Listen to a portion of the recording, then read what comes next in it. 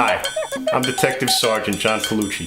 I served over 20 years in the NYPD, and I'm here to tell you about forensics for real. Don't go to bed, don't price on your head. Now, don't do it, don't do it. Don't do the crime if you can't do the time. Yeah, don't do it. Keep your eye on the sparrow. When the going gets narrow, don't do it. I was hired back in 1992 by Mayor David Dinkins and graduated the academy with honors. That was sort of the tail end of the crack epidemic, where the streets were pretty rough. It really was the Wild West back in those days. And I was working in the housing projects in the South Bronx, Police Service Area number 7. Our precinct was the basement of a project. We had water bugs the size of mice. Here we are in the South Bronx. As far as action goes, we were never starving for it. I worked the midnight to 8 shift. Back then, a police officer had authority to make decisions that today a captain would probably be a little nervous about making. In 1995, then Mayor Giuliani merged the housing police with transit and city, forming one agency from 3 and opening the door for me to join the narcotics division of the Organized Crime Control Bureau. Being an undercover was like taking a leave from the police department. I had to be an actor, winning the confidence of some dangerous individuals, all the while making keen observations to assure an accurate description of my subject, and being alert to any possible threats that would endanger myself or my field team. And as an undercover, you never knew where I'd show up. I earned the rank of detective in the Organized Crime Control Bureau. By January of 1999, I had achieved the rank of sergeant. I returned to patrol duties with plans to eventually return to narcotics. I was in a training course on September 11, 2001, in the police academy when we were attacked, and responded to my command when the second plane hit. I remained assigned to Ground Zero until February 8, 2002, when I was drafted by the Internal Affairs Bureau.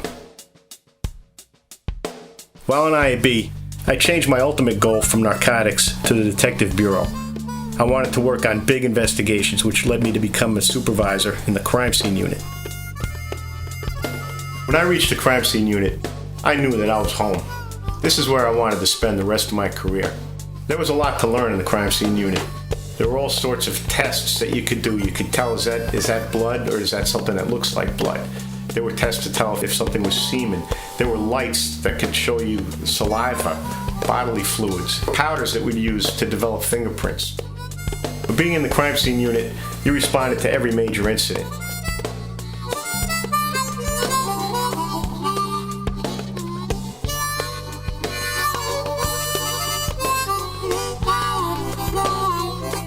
I think I used a little more than my 15 minutes of fame.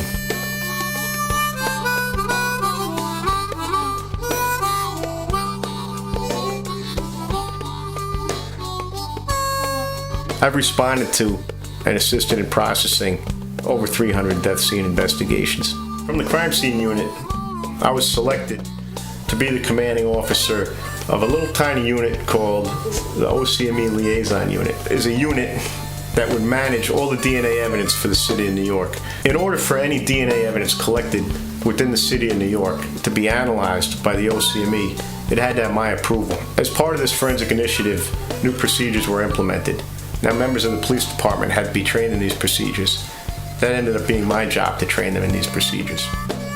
I trained over 2,000 members of the NYPD in forensic evidence, in how to document it, in what makes it probative, in what types of analyses results can assist your investigations. I also trained members of the FBI in the NYPD's protocol for collecting DNA exemplars. I've trained the U.S. Marshals. I developed a training program for the Department of Health and Mental Hygiene's police department to collect forensic evidence, document it, submit it for laboratory analysis to our police lab and to the Office of the Chief Medical Examiner. I trained fire marshals. I trained members of the District Attorney's Office. The National Institute of Justice selected the NYPD to be part of an experiment that involved grand larceny autos and DNA. It was a successful experiment, and my unit was right there at the heart of it. The success of this experiment once again proves how science is an important part of your investigation. So who can benefit from this program?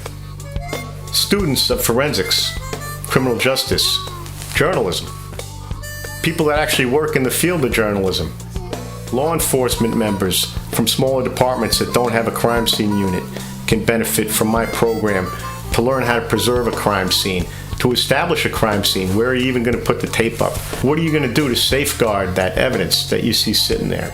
Trial lawyers can benefit from my program. Movie and TV production companies that want to know the real deal about how a crime scene is actually investigated, how forensic evidence is collected, can benefit from my program. I'll show you the real world of forensic evidence through my real experience, because this is forensics for real. Don't go to bed. Don't cry so your head.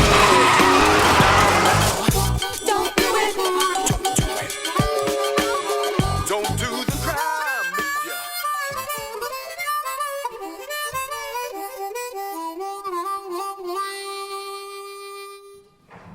Case closed.